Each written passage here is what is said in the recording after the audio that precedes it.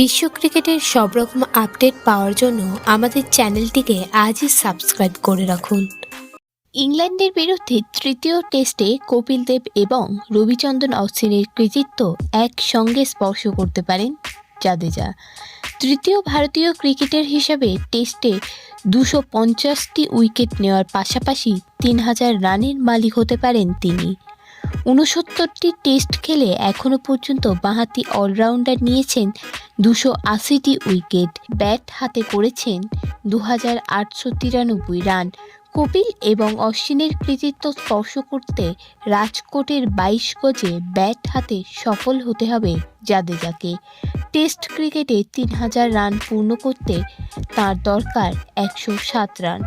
কপিল অশ্বিন ছাড়াও এই কৃতিত্ব রয়েছে Jack Kallis, Ian Botham, Daniel Vettori, Imran Khan, Shaun Pollock, Stuart Broad, Shane Warne, Richard Hadlee এবং চামিন্ডা ব্যাসের।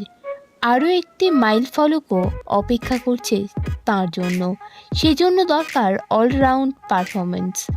ব্যাট হাতে 107 রান করার পাশাপাশি বল হাতে নিয়ে করতে হবে 20টি উইকেট। ভিডিওটি ভালো লেগে থাকলে বাংলার ক্রিকেট চ্যানেলটিকে অবশ্যই সাবস্ক্রাইব করে দিন।